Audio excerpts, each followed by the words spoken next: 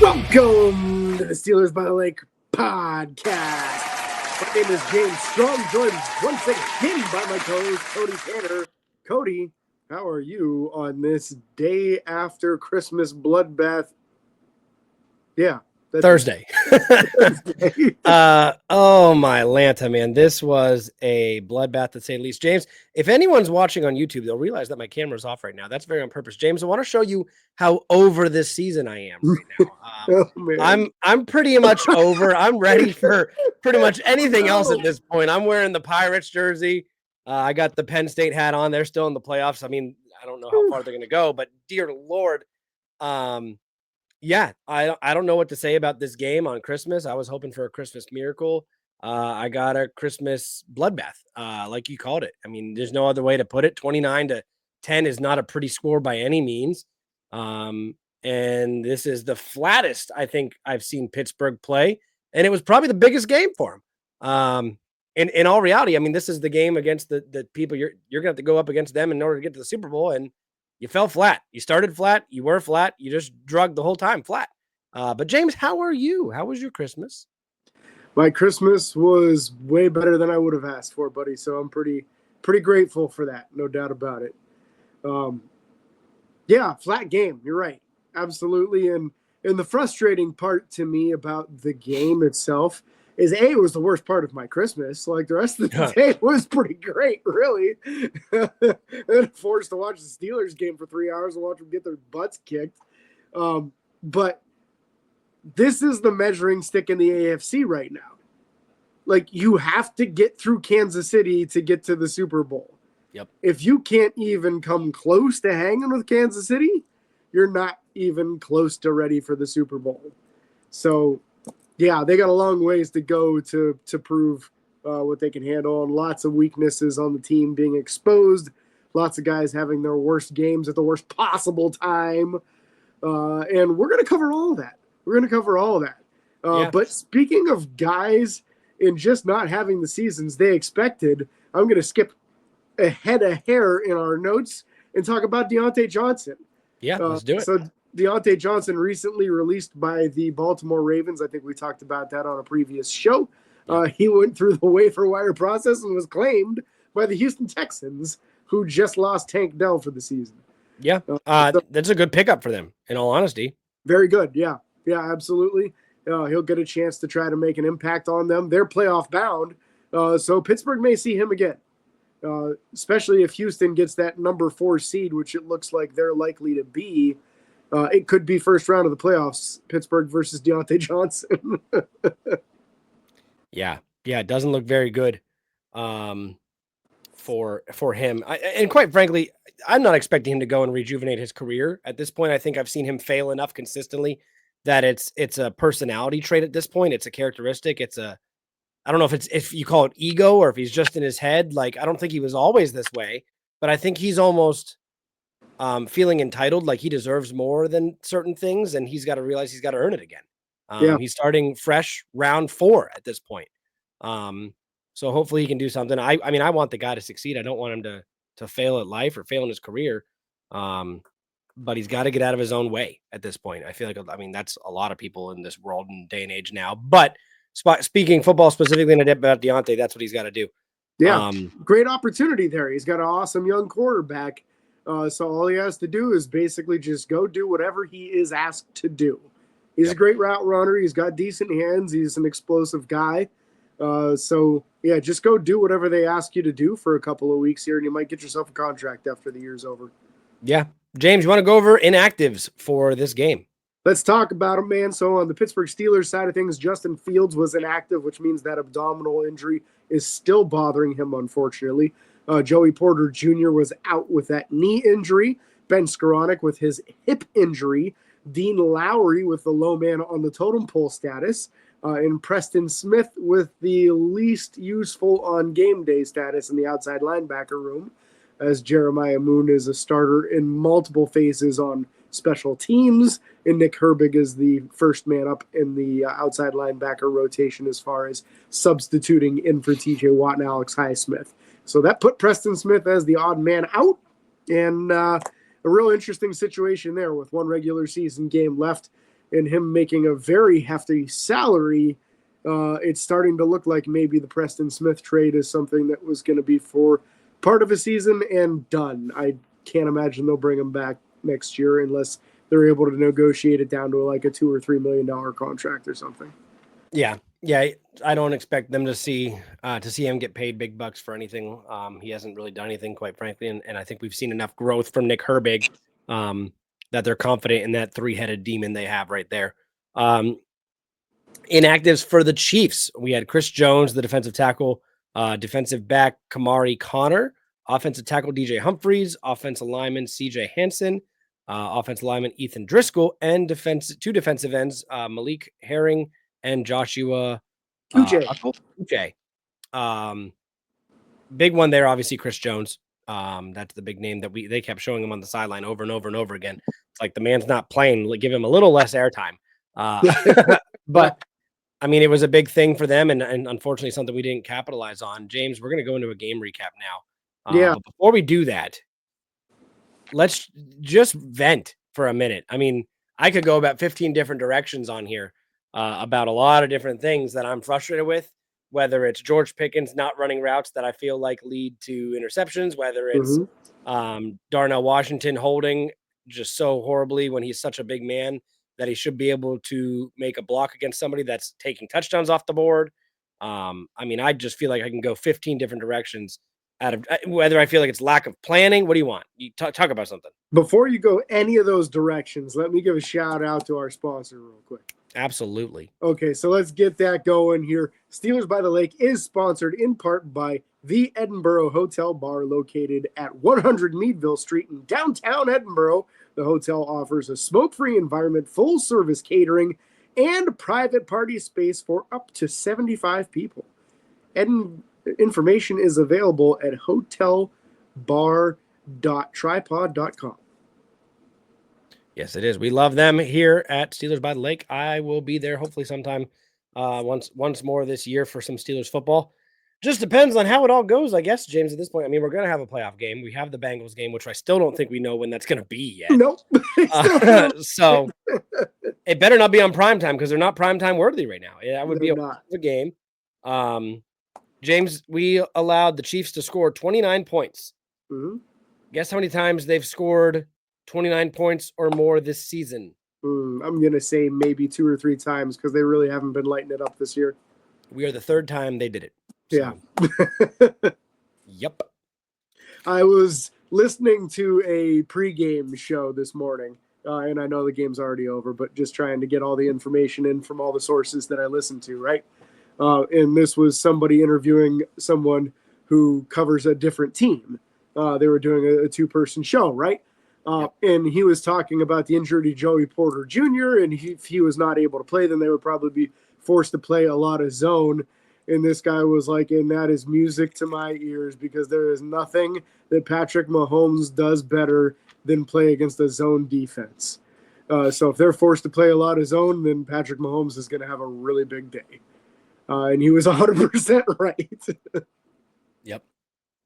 Yeah, James, I feel like we're the only team in the NFL that can't run any kind of coherent zone defense whatsoever. I feel like every time we are in zone defense, either a corner's getting burned or a middle linebacker's getting burned or a safety's out of position. And I don't understand what kind of lackluster circus rodeo clown freaking organization we're running anymore, because I've been lenient for a lot of things in the sense of like a critic or like being concerned about things. I've been aggressive a few times about like, this is like concerning if we don't fix this. Well, and I'm still trying to be understanding of this. Was the third game in 11 days. Third game in 10 calendar days, technically. At this point, I'm like, you're an NFL team. The Chiefs had to do the same thing. The Ravens had to do the same thing. The Texans had to do the same thing. And you know what? They all came out and played better ball. I mean, technically the Texans didn't. Yeah, not But quite frankly, I mean, the two other teams that are high up in the rankings in the AFC came out and played good ball. And this is where me and you were gonna butt heads a little bit, and that's fine because you know what? We need to every now and then. We do. It's okay not to have the same opinion. I think Mike Tomlin is proving that he is a mediocre coach in the sense, and now I know that we're going to butt heads.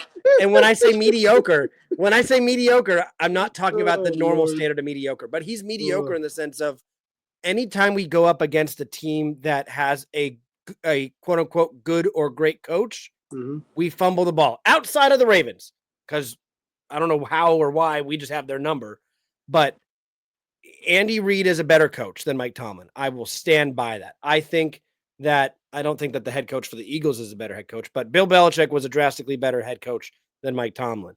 Harbaugh, I think if you give Harbaugh, Andy Reid, either of those two guys, this team, they're Super Bowl bound. And I don't understand why Pittsburgh can't get their act together. The offensive play calling was absolutely atrocious again. And every opportunity, like there's no discipline on this team. You see George Pickens throwing hissy fits when he's not running a route that leads to an interception because you didn't pull the safety over because you didn't want to keep running your route when you saw that the quarterback was going to go somewhere else. Like, it's just crazy to me to watch how this stuff is just okay that it's happening. And I know you're going to say, well, it's not okay. They have talk conversations behind closed doors. Conversations at this point with Mike Tomlinisms aren't fixing diddly squat. I'm very anxious to see what he does in this last game versus the Bengals because he was pretty ticked off after this game. And he should be, because this is 3 weeks in a row of getting your butts kicked in games where it was supposed to be a measuring stick against 3 of the top 5 teams in the entire NFL. And I will stand by that when you're looking at the Eagles, the Ravens, and the Chiefs, the only other 2 teams I would put in their category right now are the Lions and the Bills. It's the top 5 teams in the entire NFL. And I don't think it's very close outside of those 5. So that's a very brutal schedule and not anything that the Chiefs or Ravens had to face in that 11-day span. That being said, there's a lot of things that need corrected, and there are definitely some behavioral and effort issues that cannot be accepted. And Mike Tomlin can stand on that microphone stand and he can act like he's upset about it, or he can make some changes and show that he's upset about it. He said he's going to make some changes. He needs to prove it in this game. Early in this game, we saw Dante Jackson get smoked deep. And when you watch the play, you saw him just kind of jog behind the receiver as the guy ran wide open. And then when he realized the ball was in the air, all of a sudden he went to full sprint mode. But it was too late. He was already beat for 45 or 50 yards in the air. That's lack of effort. The play you were talking about with George Pickens, he doesn't run his route. It's a 4 vertical concept. He has to run up the sideline to hold the safety to the side. Every commentator, every analyst that I have seen look at this play all says the same thing. George needed to run up the sideline to hold that safety. Because he didn't, the safety came over and made an easy interception in the end zone. The ball's right on line of where it needed to be for Freiermuth to be able to catch it, but it's an easy interception because George doesn't run his route. And the one that pissed me off more than anything in this entire game, Cody, and the game was over already. People can say that. Very last play of the game. They're in scramble mode trying to get to the line of scrimmage to snap one more play and maybe get a touchdown and make the game look like it wasn't quite as ugly as it actually was, right? You're in scoring range. What are you, like the 10 or 15-yard line or something? Yep. Let's take one more shot. You're trying to get everybody to the line of scrimmage. Scotty Miller decides he's not on the right side of the ball and slowly jogs to the other side of the room, the field, never gets set.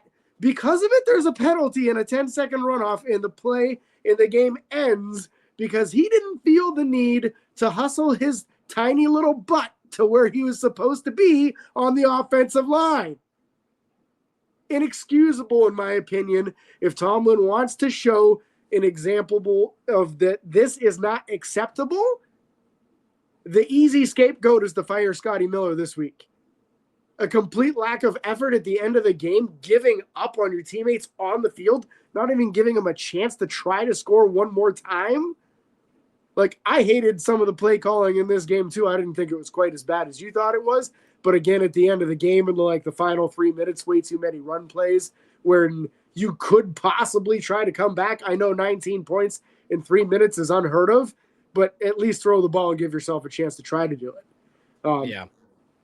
But that play at the end of the game really, really ticked me off.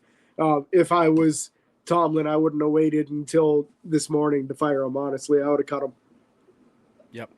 James, I want to tell you something real quick, and then we're going to go move on a little bit and talk about things. I also have something to share. I don't know if I can or not, but we're going to do it and find out if we get hit with anything. I'm going to tell you 1, 2, 3, 4, 5, 6, 7, 8. I'll do the first 9, 10. I'll do the first 10 first downs we had. I'm going to tell you how many yards it was. You tell me if it was a run or pass, okay? All right. First 10 first downs of the game. Yeah. 7 yards. 7 yards. I would assume it's a pass. Pass to Pat Freiermuth. Yeah. 2 yards. Run. Najee Harris run. 2 yards. Run. Najee Harris run. 41 yards. That's a pass for sure. That's a pass to George Pickens. 22 yards. That would also be a pass, I'm sure. Run by Jaylen Warren. Oh, okay. Yeah, Jaylen had some really nice runs in this game. 6. 6 yards? Let's go run. Run by Jaylen Warren. 4 yards. Run. Run by Najee Harris. 8 yards. Pass. Pass. 11 yards. Pass. Run by Jaylen Warren. Oh, okay. 2 yards. Run by Najee Harris. Run by Jaylen Warren. Okay. But just by looking at the first 10 downs. Yeah. And when you think about it, like after the 41-yard pass, then they bust off a 22-yard run. Yeah. Because the defense had to get back now. They had to back the defense saw what we were doing. Yep. Like I'm so happy I finally got it on paper, James, that you can see it. And not you specifically, but just in general. No, yeah. I mean, even after an 8-yard successful first down pass, then the next one was an 11-yard run by Jaylen Warren. Like it's crazy. And the breakdown, in case you're wondering, I have the breakdown as well. It was 17 first down runs, 14 first down passes. So 17 to 14 seems pretty equal. Ironically enough, only 2 incomplete passes and only 2 rushes for 0 or negative yards. And there was 1 sack as well. And probably the most balanced yardage-wise this offense has been all year, with 205 yards passing, 202 yards rushing. Yeah. But that's just my breakdown of the first downs. James, again, you talked about Mike Tomlin, and I'm just going to go ahead and share this real quick so we can watch this together. I think you might have already seen this, but this is Mike Tomlin after the game. You know, that sucked, to be blunt. Not the type of ball we want to play, and really kind of eerily similar to our last performance in that we're not doing the fundamental things well enough. We're turning the ball over. We're not getting turnovers, and that hadn't been a recipe for us, but it has been of late. You're -2 or whatever we were in this game, and you're not giving yourself a chance, particularly turning the ball over in the red zone. We're not going to continue to do the same things and hope for a different result. That doesn't seem sharp to me, and so we're going to take a hard look at this. We got a couple extra days before we get back into it. We're going to take a look at it and make whatever necessary changes we need to make in the totality of this thing, because again, that doesn't feel good. It doesn't look good. And that's just the truth and reality of it. So I feel like I haven't seen that version of Mike Tomlin since like the week before they fired Matt Canada. Yeah. Yeah, he's mad. He's mad. And I'm just mad. I'm upset that we're seeing it now. We should have seen it 2 weeks ago. Well, you know, it's your job as the man up top to stay calm and keep the waters. No matter how rough the ride gets, you're supposed to be the one telling everybody, hey, we got this. Everything's going to be fine. But at a certain point in time, they need to see your fire. They need to. No matter how calm of a person you are, you got to turn that switch and say, hey, get your butts together, get your act together, or we're going to ship some people out. And I'll tell you one thing that I noticed again this game. This is 2 weeks in a row. Somebody who's a back end of the roster guy sticking out in a positive manner that I think they owe it to him in what he did the last 2 weeks to get a little more playing time in this game versus the Bengals. And that's Mark Robinson. Yeah. What a hit. What a hit on special teams. Forces a fumble. Again, This is 2 weeks in a row that he forced a fumble. Couldn't get it, but I don't see any point in bringing back Tyler Matakevich next year. Mark Robinson should be your special teams guy now. Just move forward with him in the old role that Tyler Matakevich has. You don't need 6 middle linebackers when the 6th one you don't want playing on defense anyway. And I want to see Mark Robinson on the base defense. I want to see him out there thumping some people in some rundown situations because he's more athletic than Elandon Roberts is, with the same mindset and a really aggressive demeanor to him. just a little smaller. He's shorter. Height-wise, yeah. He's shorter, but he is a built dude, man. So, I want to see Mark Robinson get more snaps. This is something that Mike Tomlin has always believed in, is when a guy excels on special teams, he'll give him a chance on offense or defense, whatever it is that their natural position is, he'll get him on the field a little more. That's exactly why we started seeing Ben Skoranek more on offense, because Ben was doing so well on special teams that Tomlin rewarded him with more playing time on offense, which he took advantage of by making some nice catches and making some nice blocks. Ben has looked like an important part of the future of this wide receiver group, and it hurts when he's out. I think Mark Robinson is somebody who needs a healthy dose of plays on that starting defense in this final regular season game. And depending on whether or not Cincinnati wins in this last regular or in the game on Sunday, if they lose, they're out. Yeah, I'm right there with you. So there's a few positive marks from this game. I think Mark Robinson was one of them. I think Corey Trice was another with that interception on the 2-point conversion. You talked about it before the show. He doesn't get credit for that, which is stupid. But that's his second interception in the end zone this season. First one, keeping a touchdown off the board. Second one, keeping a 2-point conversion off the board. That's clutch, man. That's the kind of stuff that you got to have. And he graded out really, really well from Pro Football Focus as well. It's time to slap him in that starting role opposite of Joey Porter Jr. once Joey's healthy. Go ahead. No, and I'm going to give another shout out to another, not person, but area of the team, but it's tainted a little bit, and you'll understand why. The rush defense. They played very well. I mean, Kareem Hunt averaged 2.2 yards per carry. Isaac Pacheco averaged 3 yards a carry.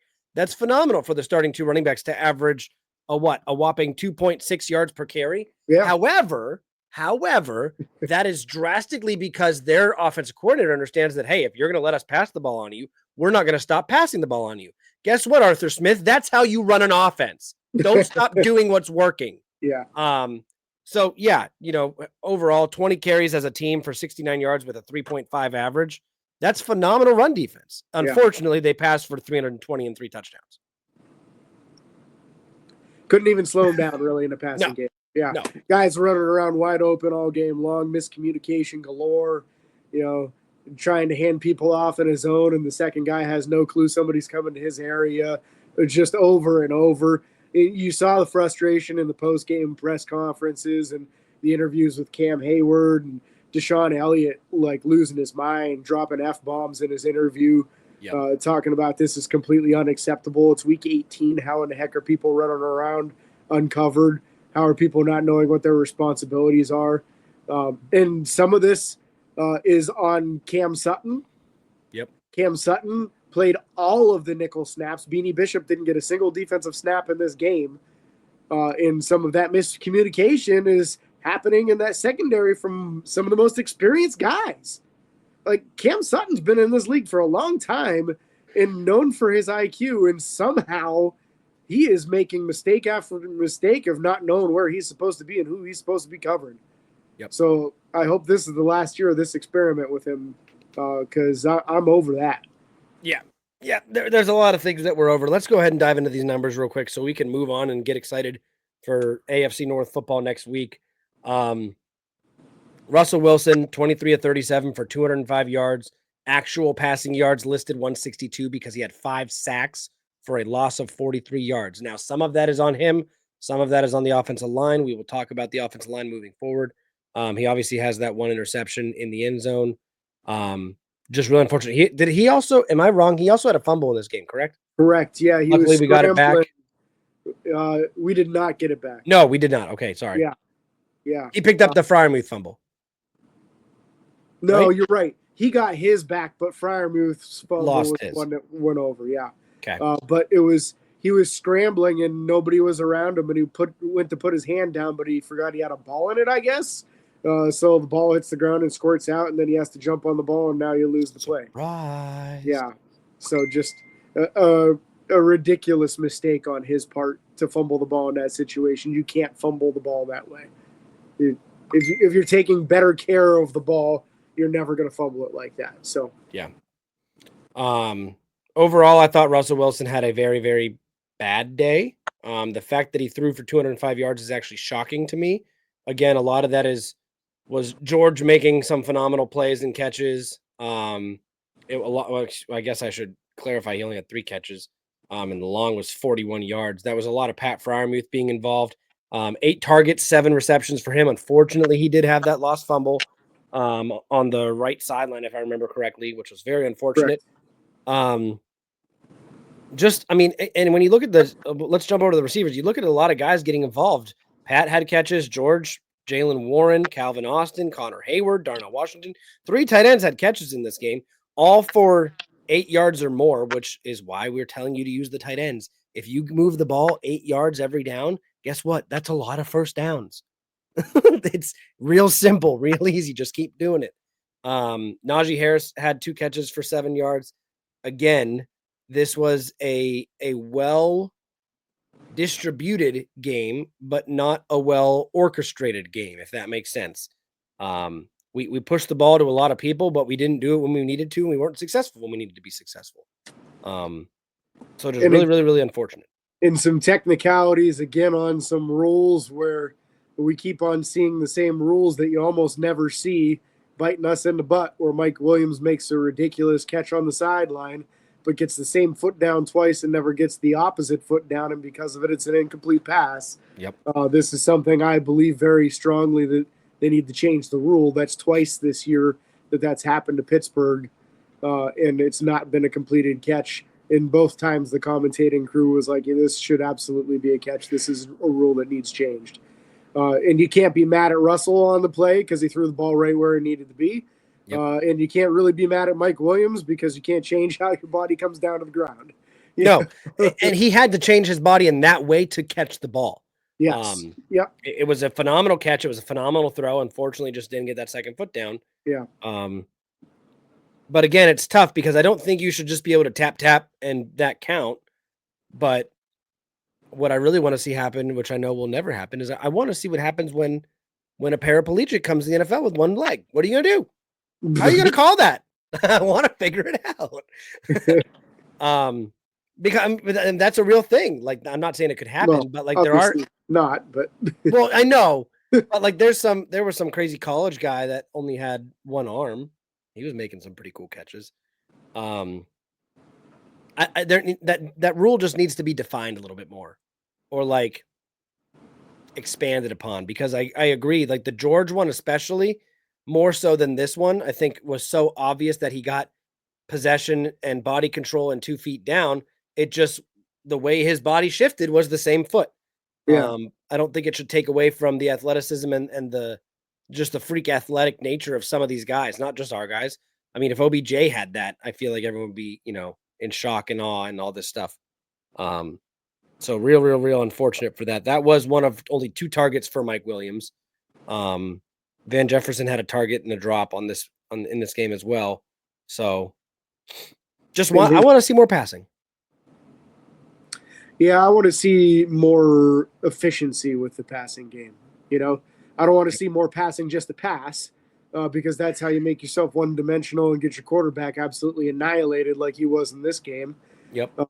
But that had less to do with the frequency of the passing and the play calling itself, in my opinion, and more to do with the blocking of Dan Moore Jr. And at times Broderick Jones as well. I thought Dan was just an open door most of the game. George Karlaftis owned him. Basically, anybody who went up against him owned him. And then Mike Dana on the other side was having all kinds of success as well, which is ironic because we were so focused on, how Chris Jones wasn't going to be there, and that's a big part of their pass rush. And it turns out the edge guys just annihilated our tackles. Yep. And it makes you really wonder because, at least Broderick Jones has had some good games in the last half of this season, as where the beginning half of the season he was pretty bad. But moving forward, I have absolutely no interest in Dan Moore being on this team next season. Nope. But do you have any confidence in moving Broderick Jones to the left with what we've seen of him this season? You really want him on the blind side of your quarterback? Nope. Nope. Troy Fautanu played the left side in his college career, but they seemed pretty hell-bent on putting him on the right. And he only got one game into his professional career before he had a season-ending injury. So, yeah, I don't know what their game plan is going to be with this freaking offensive line. It's concerning, it's frustrating, it's worrisome. It's all the words and synonyms you could think of with concerning. Yeah. And I honestly think that it's going to be, again, for another year, a highly addressed or sought out position in the draft. When in reality, I think there's other positions we should focus on. They just haven't hit, and these guys aren't performing well. And again, I would love to see Troy come back and play that right side and allow Broderick to move to his natural left. There's some guys that literally just need some more time in their home position. Some guys don't transition well. And I realize that Pittsburgh's trying to get these guys to be flexible and allow them to play different positions. But let's figure out what works naturally first before we start trying to play games with it at this point. Yeah. I don't know if you picked up on this, but near the end of the game, in the final 3-4 minutes of the game, they pulled Isaac Seumalo, put Spencer Anderson in at left guard. I didn't see that, no. Yeah, he played the final 3 or 4 minutes of the game at left guard. And I don't know if Seumalo had an injury or if that was just part of we need to see something better than what we're seeing right now. Yeah. He was also the 6th offensive lineman when they went with those jumbo sets. So they seem to be working him back into it a little bit here. Maybe he's part of the possible future plan. We had talked about that earlier in the season, and then he got replaced by Mason McCormick, and Mason McCormick's been pretty good most of the time. Some rough spots here and there, but he's a rookie 4th-round pick. He should have that. So that's something I've got my eye on, but I feel like the offensive tackle position is not set. And that sucks because you took 2 first-round offensive tackles, and you should feel pretty confident about it right now. And I don't know how you can be. Yeah, that's difficult. Running game, the best it's been in, a couple months probably, Cody? Yeah, probably. But again, it's just unfortunate that it came in a game where we were so one-dimensional in some aspect of having to pass the ball. I feel like a lot of those runs came, and that's not even fair to say. A lot of those runs didn't come late in the game that were successful. The Jaylen Warren one came, the 22-yard run came early. Najee Harris, I think, came early in the second half. Russell Wilson had a lot of scrambling for 55 yards, and obviously that one touchdown. Cordarrelle Patterson was the only one with really no input, only 2 yards, but 200 yards rushing out of those 3, Najee, Jaylen, and Russell. Nice to see. Just unfortunately, nothing really to show for it at all. Yeah, not enough. Nope. Not enough, man. And just some untimely penalties in the game, and just some mistakes that you can't afford to make. So like you said early in the game, you get a touchdown, and it gets called back on a Darnell Washington holding penalty that I didn't think was really even a holding penalty. He just pancaked the guy, and it looks bad for the other guy because he got his ass kicked so bad on the play. But, Darnell wrapped around him, but he wasn't gripping him up. He just threw him to the ground because he was so much stronger than the other guy. I didn't think it was anywhere near bad enough to need a flag thrown on it. That's for sure. I think I agree with the flag. But that's specifically because of how it ended. I think The problem with it was where he was holding him completely stopped the guy's momentum to making a play, which is part of the problem. I think if he can stay in between the numbers or in between the chest and do the same thing, it's better. But he was more outside the shoulders, which is where you run into those holding issues. I'm trying to see if I can't pull up a video of it just out of curiosity to see it, but I don't know.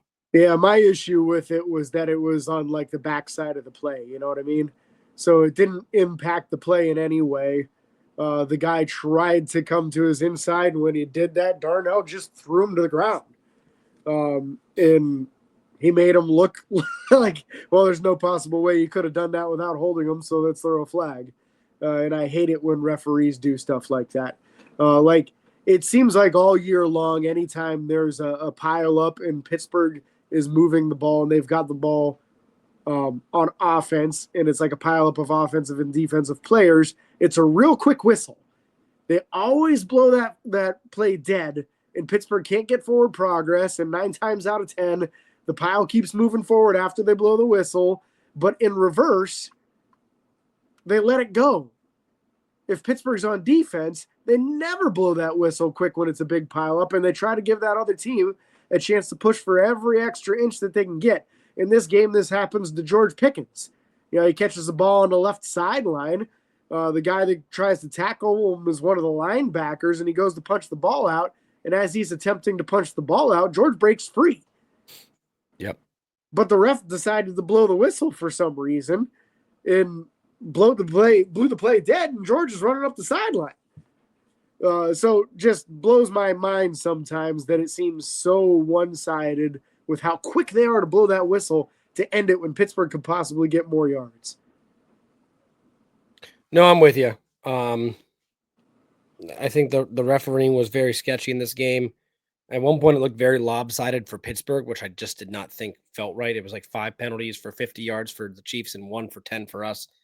I also was frustrated with how the one play or the fourth down conversion ended with an unsportsmanlike conduct call against the Chiefs that resulted in just a penalty for their offense. Quite frankly, I think if that's the way that's called, I think that's wrong. I think that if your offense has not gotten on the field and physically touched the ball, it is still offense versus defense. And if you want to commit a penalty, that would be taunting or unsportsmanlike conduct or a personal foul, like if a fight had broken out after that play and a Chiefs player punched us, do we get a first down?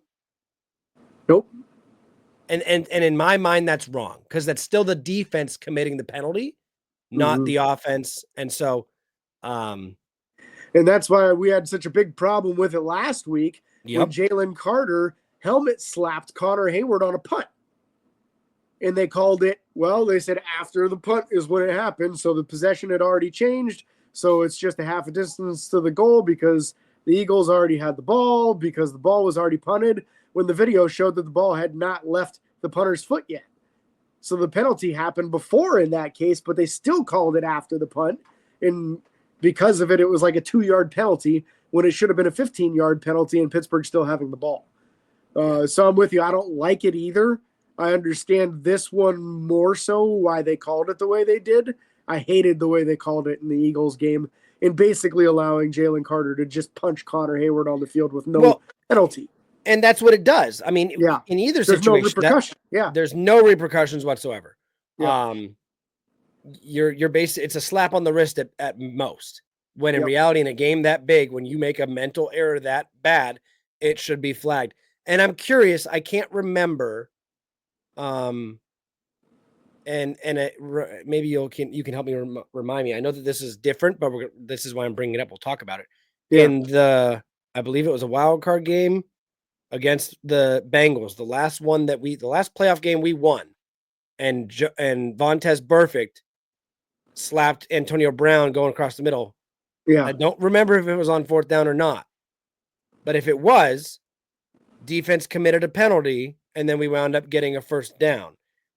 I don't care that the play ends if the defense commits the penalty. You know what I mean? Which is kind of the point that I've been making. But that's the difference because it wasn't on a punt; it was on an offensive play. So he hit Antonio Brown when he was coming over the middle, even though the ball was an incomplete pass, but the play had not concluded yet. So it was a 15-yard penalty and Pittsburgh gaining 15 yards. And then they got another 15 on top of that for their players going after Joey Porter when Joey Porter was a coach, which put them in field goal position, which allowed them to kick the field goal to win the game. I'm going to throw out one hypothetical and then we're moving on. Hypothetically speaking, a ball is thrown. An uncatchable ball is thrown over a receiver. The receiver gets laid out by an incoming safety like a heat-seeking missile. Yeah. But it happens 3 seconds after the whistle's blown or 2 seconds after the whistle's blown. Where does it stop? Is it the whistle? Is it as soon as the first ref blows that whistle that you can beat the crap out of somebody and then have no repercussions for your defense? Because it's a great way to have a melee on the field. Yeah. Especially at the end of the game? The teammates are not going to just let that be. They're going to start taking cheap shots at the other team, and you're going to have a bloodbath on the field. You can't allow that to be, because what it's starting to look like is teams are starting to figure out that they can take cheap shots at Pittsburgh after a 4th down and get away with it. Mm-hmm. That's what it's looking like. 2 weeks in a row. The Bengals aren't going to take advantage of that. If they haven't picked up on that, you're wrong. And it's going to turn into more than Pittsburgh. It's going to turn into rivals in other divisions and stuff like that when they're realizing, hey, we can get away with this. Like I can take a cheap shot and not penalize my defense. You think one of these frustrated guys on defense isn't going to think about doing this for Pittsburgh? Yep. Watching you got to. I mean, let's get sucker punched after plays. Yeah. Yeah, you gotta ask those questions. Let's bounce around and go to the offensive line. You talked about, actually we talked about the offensive line for the most part. There's not really anybody else I want to talk about. There was the one confusion with, I think, Zach Frazier with snapping the ball that led to a false start by both George Pickens and Russell Wilson. Yeah. Not sure what happened there. Not Zach Frazier's best moment by any means. But again, overall, the offensive line has to be addressed this offseason. And I think through free agency, I think you have to go in other directions in the draft this year. We can't keep drafting offensive linemen if they're not panning out. Figure out someone who's had a successful career that isn't getting what they want somewhere and bring them into our culture, our environment, and hope that we can get a little bit better performance out of them. Yeah, I think the way that I'm looking at it is I'm all right with Zach Frazier. He's been pretty good most of the time. Some rookie mistakes here and there. I think Mason McCormick's going to be fine. In what we saw in short stretch out of Troy Fautanu, who I thought looked extremely promising. Yep. If they could get some dang consistency out of Broderick Jones, then you're set in 4 of the 5 positions. So you're just looking for a new left guard. And a guard I'm okay with taking in the 3rd round or something and not prioritizing it super high, because I think you can still get a really high quality starting guard in the 3rd round. Yeah. So I would hate to see them address it in the 1st or 2nd round again and not address something that I think is a more glaring issue. Yep. No, that's fair. And do they have, I'm curious to see where their picks are this year, as far as what rounds they have draft picks in, because I don't know how that is. I haven't pulled up here. I lied. They have a 1st round, a 2nd round, a 3rd round, a 4th round that is conditional to Chicago, which shouldn't be going. At this point, we have that 4th round still. Yep, that'll be a 6th. We have a 5th round pick from the Los Angeles Rams. Mm-hmm. And then we have a 6th round pick from Houston that is more than likely going to be going to Chicago for Justin Fields. And then we have a 7th round pick, 2 7th round picks this year. I think the 6th is already off the books on that. It's got to be. Our regular 6th is already off the books. Oh, okay. I hear what you're saying. Yeah. No. Round 6 from Houston. It is conditional to Chicago. Okay, it says that on there. Yep. Okay.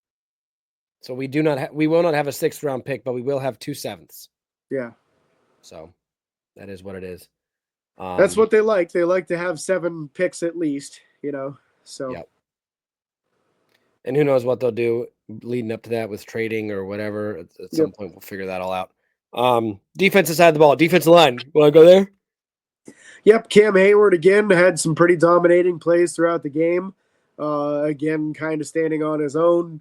not enough plays from Keanu Benton, not enough plays from Larry Ogunjobi, and the backups didn't really add anything either, in my opinion.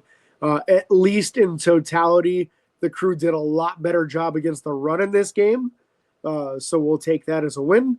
But also, you look at the running back core. Isaiah Pacheco was injured in this game and did not return. And Kareem Hunt is nowhere near what he used to be when he was younger. Yep. So you're not going against the Saquon Barkley and Derrick Henry duo that you went against the last 2 weeks. So nowhere near as good of a running game for Kansas City, but at least a better performance against the run. Big problem with getting to the quarterback, though. There was one time where Cam Hayward beat the offensive lineman, but the guy had him bear hugged. He actually threw a shoulder into Mahomes, but couldn't get an arm free to get it around him. Yep.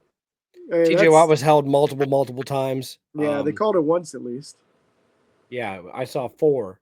I saw 4 bad ones that I noticed. Yeah. So again, just crazy, just unfortunate to see how this went. We talked about the defensive line. You hit it on the head.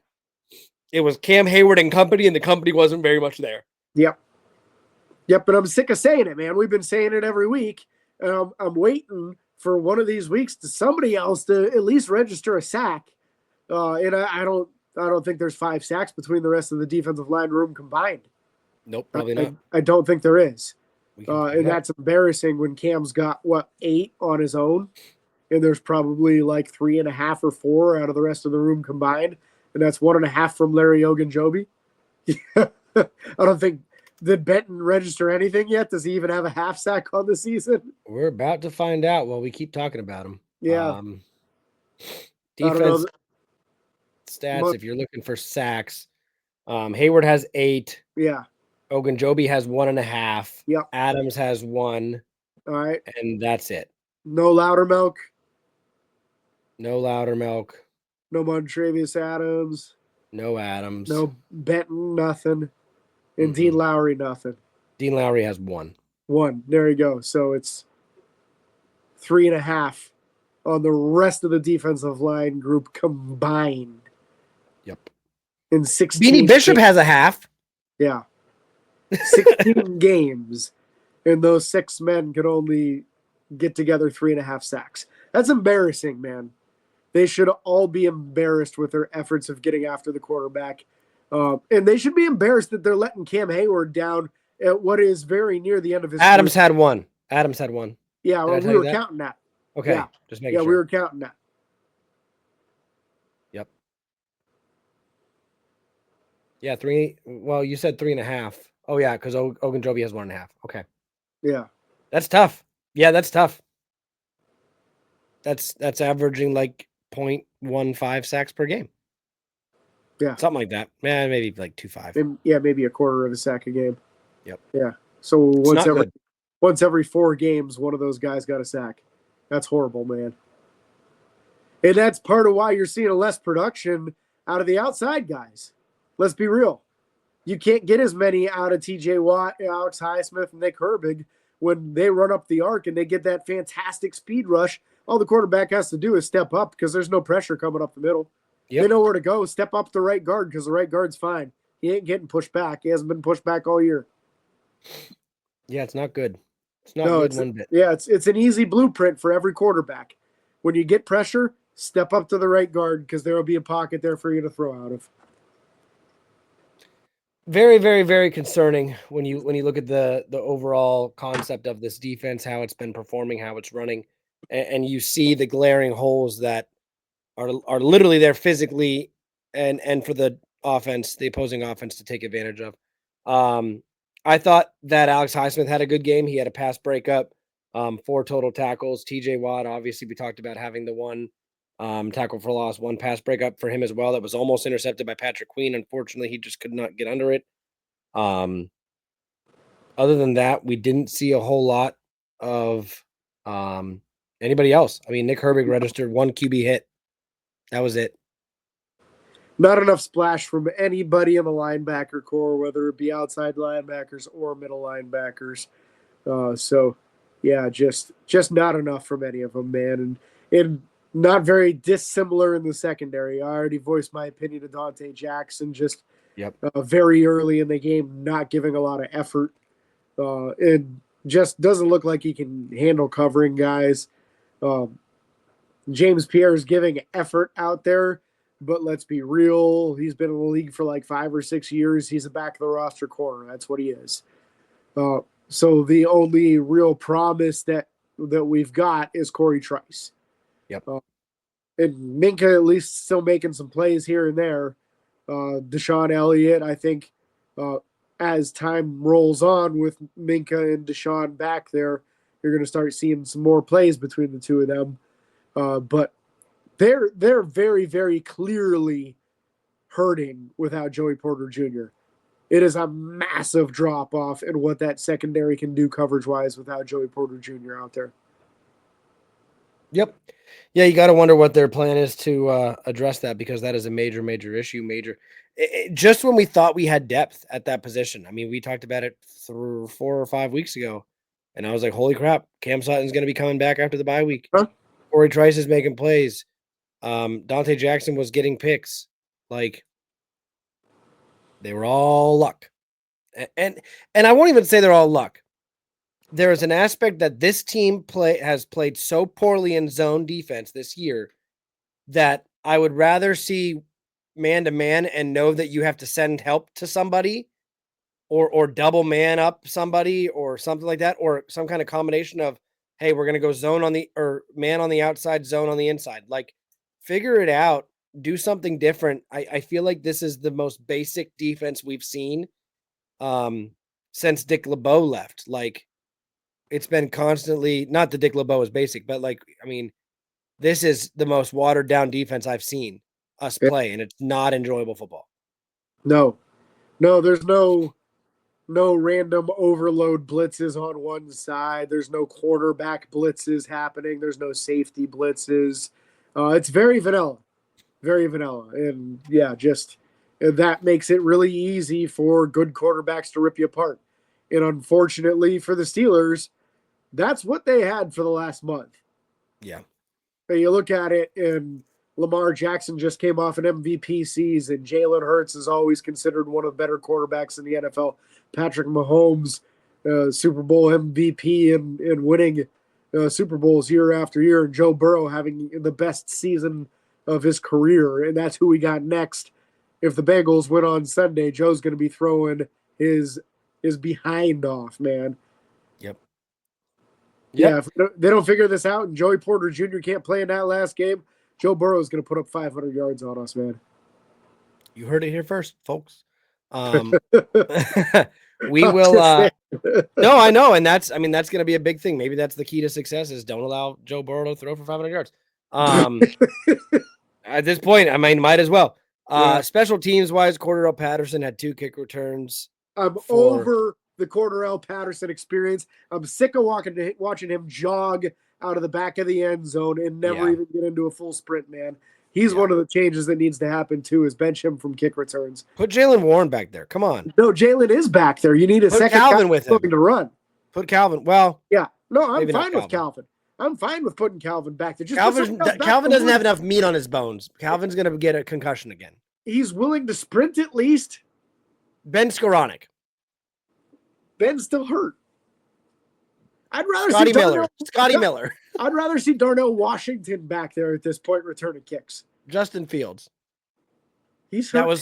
That was supposedly going to be a thing. Yeah. Right. Yeah. Calvin Austin had 2 punt returns for 14 yards. He's just not getting the blocking to do anything with it. Chris Boswell, 1 for 1 on field goals, 1 for 1 on extra points. Chris Boswell, our leader, our fearless leader. Boz for president. He is Corliss Wakeman. 3. Huh? Boz is number 3 in NFL history right now in field goals made in a season. I think he needs like 5 in this last game to break the record. He could do it. If we get that close to the end zone. Corliss Wakeman, 4 punts for 178 yards, none of them inside the 20. It was a really, really, really bad game for him, unfortunately. But, I don't know. The average 44.5 isn't bad, man. No, it's not. Well, maybe that's just how much the offense didn't move. Yeah.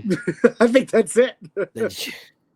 I mean, I didn't do the breakdown like I had done in the past to see the average of the number of yards. So let's look at it real quick. I'll break it down with words for you. First drive, we went -3 yards. Second drive, we went 4 yards. The fourth drive, we went 59 yards. Third. Fourth drive, we went 72 yards. Fifth drive, we went 30 yards. And then end of the half, we went 14 yards. First drive in the second half, we went 52 yards.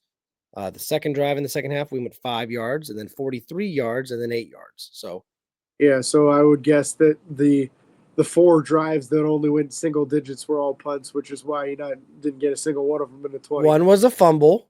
All right. And yep, the other ones were punts. So, yeah, it's just punting from his own end zone, probably. pretty much. If you guys have any input you want to share with us on social media or in the comment section of the YouTube channel, please do. We'd love to share your thoughts on the podcast as we go into preparing for the Bengals. The preview show will probably be next week, middle of the week sometime. Maybe there's a chance we put out a show kind of breaking down something between now and then. There could be a big break between this show and the next, depending. The next show is probably going to be next Friday. So that's a week and a day. Yeah. Unless you guys specifically ask for something or we specifically think of something, that's more than likely going to be the next show. So we can't thank you guys enough for listening or watching. Again, if you're on YouTube, you have something else. Oh, injuries. You want to talk about injuries? Only in-game injury that we know of was Cameron Hayward. They called it an ankle after the game, but they were very clearly checking out his knee. Yeah. He did return to the game and did play, and it didn't look like he got any braces or tape jobs, so I don't think it was anything significant, but the injury report will tell the story this week. Yes. So keep all those things in mind and don't forget to share your opinions with us. We love to see it. Also, we hope you all had a great Christmas. Ho, ho, ho, ho, ho. Merry Christmas. And be sure to like and follow on Facebook, Twitter, Instagram, TikTok, and YouTube. Subscribe, ring the bell. It's free. It doesn't cost you a thing. Don't forget the 5-star reviews on Apple Podcasts. Make James very happy. And until next time, this is your host, James and Cody, signing off. Peace.